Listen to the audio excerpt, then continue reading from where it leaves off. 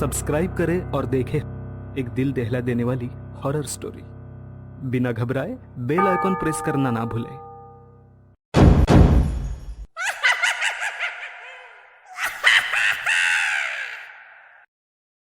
इस कहानी के लेखक है ज्ञान तिवारी। आधी रात का समय, तूफान जोरों पर था।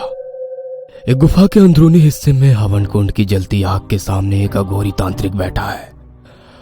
आग की रोशनी उसके चेहरे पर फैले डर को उजागर कर रही थी। माथे पे शिकन है, पसीने की धार पानी की तरह चेहरे से बह रही है। उसने नजरें नीचे करके अपने दाहिने हाथ को देखा। कलाई वाला हिस्सा फटा हुआ था और मांस अंदर ही जमा हुआ था। तांत्रिक अपने हाथ को आग के पास लाता है, जिससे मांस काला पड़ना शुरू हो जाता है। वह आंखें बंद करके दर्द को बर्दाश्त करना शुरू कर देता है कि तभी बाहर उठा तूफान अपना रास्ता अंदर की ओर बना लेता है और आग की लपटें उसके हाथ को घेर लेती है और वो सहसा ही दर्द में तड़प कर चिल्लाने लगता है। अपनी दर्द भरी चिल्लाहट के बीच कभी कभी उसे ऐसा लगने लगता मानो हवा कोई अजीब सा रूप लेकर उसके इर्द गिर्द चक्कर काट रही हो। फिर उसे एहसास होता कि ये सिर्फ उसका एक भ्रम है। अपने जला हुआ हाथ देख वह अघोरी तांत्रिक की बीती घटना को याद करता है। तांत्रिक एक घर के अंदर बीचों बीच खड़ा हुआ है। उसका एक हाथ भयानक साए की पकड़ में है।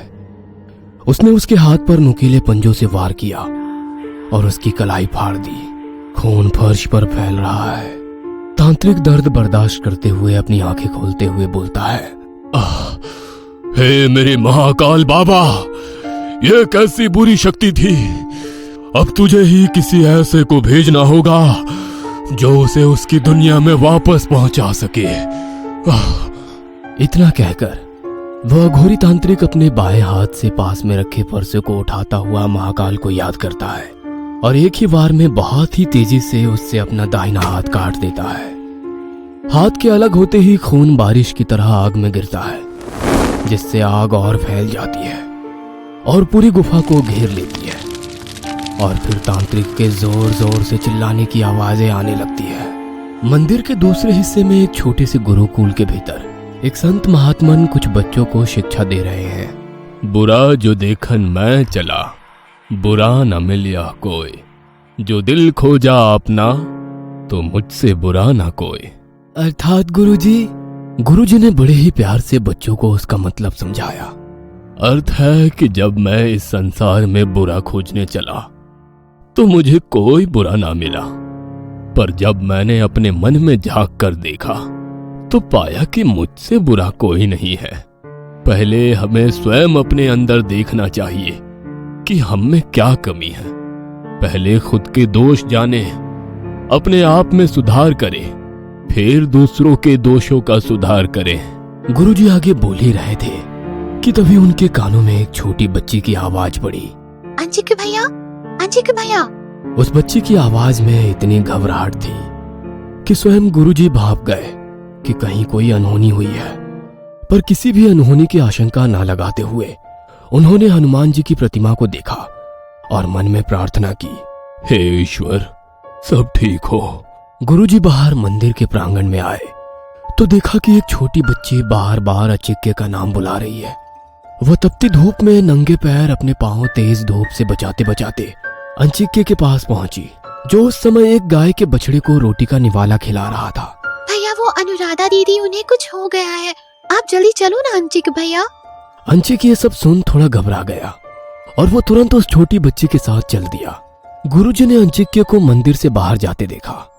उनका चेहरा अभी भी ना जाने क्यों किसी बड़ी अनहोनी की आशंका को लेकर परेशान था। अंचिक्य उस बच्ची के साथ जब अनुराधा के घर पहुंचा तो दरवाजे से अंदर उसने निठाल पड़ी अनुराधा को पाया।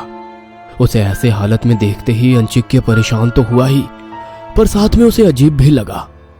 अनुराधा का शरीर ऊपर से नीचे तक काला पड़ा हुआ था, जैसे मानो पूरे शरीर में जहर फैला हुआ हो। अंचिक्य अनुराधा के पास आया और उसके नजदीक बैठकर उसके सर पर अपना हाथ रखा और उसे गौर से देखने लगा। ये सब कैसे हो गया अनुराधा? अंचिक्य के सवाल ने अनुराधा की आंखों में आंसू ला दिए। वह बिस्तर से उठने लगी ताकत लगाकर, तो अंचिक्य ने उसे सहारा दिया और उसकी पीठ के सहारे से उसे उठाने लगा तो अंचिक्य का हाथ किसी घाव पर लगा। अंचिक्य ने पीछे देखा तो अनुराधा की पीठ पर एक गहरा घाव बना हुआ था। उसका घाव गला लग रहा था। अंचिक्य ये सब देख हैरान रह गया और अनुराधा से पूछने लगा, क्या हुआ अनुराधा? ये घाव कैसे आया तुम्हारी पीठ पर? अनुराधा अंचिक्य का सवाल सुनकर रोने लगी। उसकी आंखों में दर्द की एक तस्वीर थी जो अंचिक्य को एक अजीब सा अनुभव करा रही थी। यह सब देख अंचिक्य उसके पास आकर बिस्तर पर बैठा और अनुराधा को थाम लिया और बच्ची की तरफ देखकर बोला, गुड़िया तू जाके थोड़ी सी नीम की पत्तियां और एक पट्टी ले आ। अंचिक्य ने नीम की पत्तियां पीसी और उनका रस बनाकर अनुराधा की पीठ पर लगाया और उसके ऊपर से पट्टी को कसकर रखकर अनुराधा को वापस लिटा दिया। हम लोगों से बहुत बड़ी गलती हो गई। हम लोगों से बहुत बड़ी गलती हो गई। वो हमारी वजह से आ गई। मुझे वहां नहीं जाना चाहिए था। इतना बोलते बोलते अनुराधा एक गहरी बेहोशी में चली गई। जो कुछ भी अनुराधा के साथ हुआ था वो शायद अनुराधा भूल नहीं पा रही थी।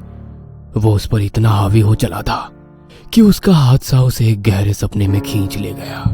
अचानक से अनुराधा की सांसें एक साथ भारी और तेज हो गई। उसे ऐसा लग रहा था जैसे कोई उसे जबरदस्ती कैद कर रहा हो।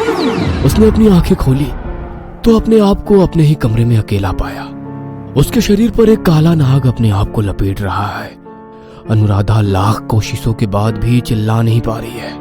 देखते ही देखते उस काले नाग ने अपना फन फैला दिया और अनुराधा को डस लिया।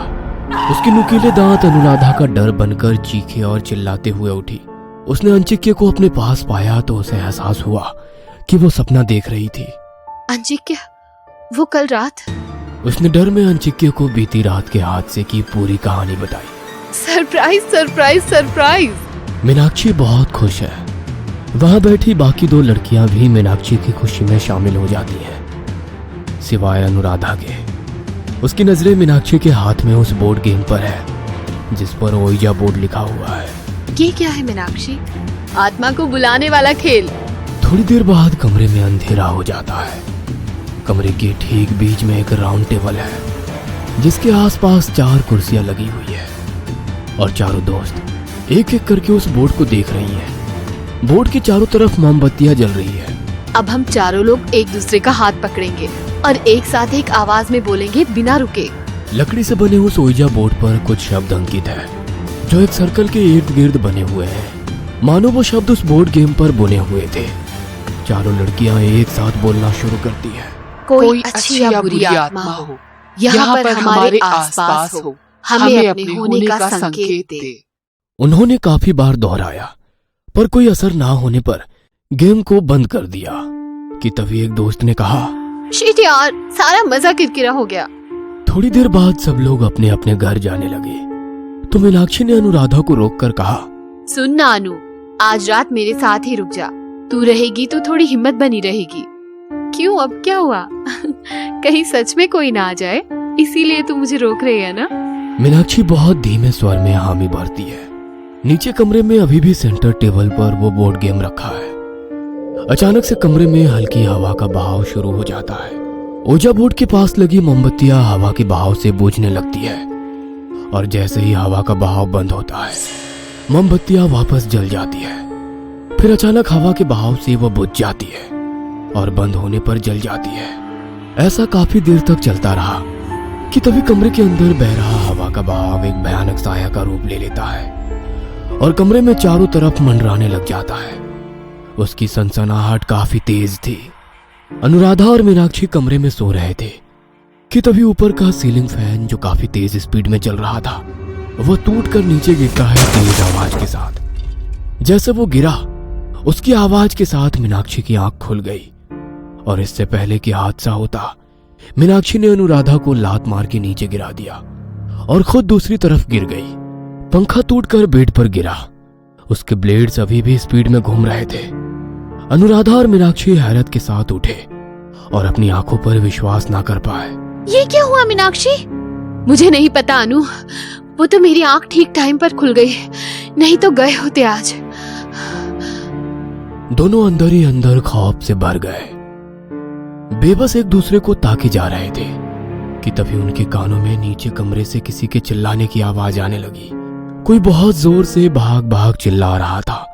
वो दोनों तुरंत नीचे की तरफ भागे। अनुराधा और मीनाक्षी भागते हुए नीचे आए तो सीढ़ियों के पास ही रुक गए। नजारा देखकर तो उनकी सांसें ही हलक में अटक गई। नीचे हॉल में खूब सारे कौवे जमा हो गए थे और उनकी कांव कांव के बीच एक तांत्रिक न जाने कहां से आ गया था और डंडे से उन्हें भगाने में लगा था। भाग जा यहाँ से, मैंने कहा भाग जा यहाँ से। तांत्रिक अपने दोनों हाथ ऊपर उठाकर आवाज में जोर लगाकर चिल्लाने लगा तो कौवे भी जोर से कांव कांव करने लगे और उस पर झपटने लगे। अपनी चोट से उसके शरीर को खुरचने लगे, पर तांत्रिक उन्हें भगाने में लगा रहा। ऊपर से अनुराधा और मीनाक्षी ये सब देख रहे थे कि तभी मीनाक्षी तेज आवाज में चिल्लाई, कौन हो तुम और ये सब क्या तमाशा लगा रखा है तुमने? निकलो मेरे घर से अभी।